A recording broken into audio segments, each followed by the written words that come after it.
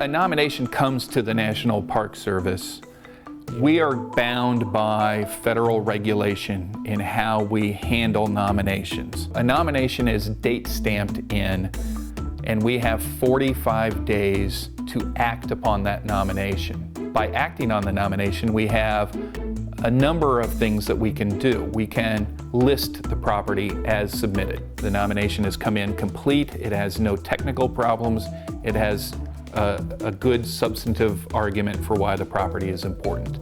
We list it. We can return the nomination to the nominating authority if that nomination itself has technical problems or substantive problems. Let's say they have cited 2 National Register criteria but only defended 1 in their nomination narrative. We can send that back. We believe that the nomination or the property is eligible, but the nomination is not adequate. We can reject the nomination. The property that is submitted may not meet the National Register criteria. It may not have sufficient historic integrity to reflect its importance. The rejection of nominations is very rare. The nominating authorities, states, federal offices, and tribes are very good about weeding out properties that don't obviously meet the National Register criteria. So it's very rare for us to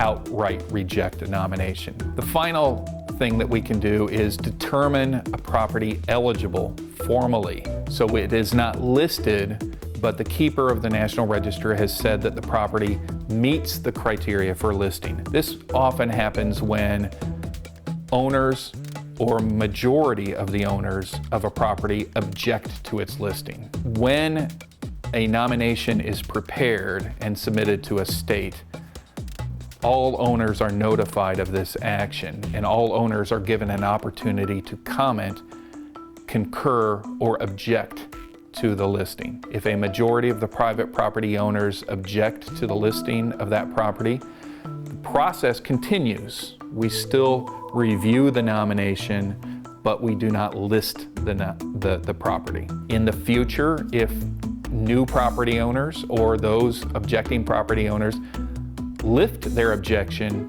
the property then can be listed.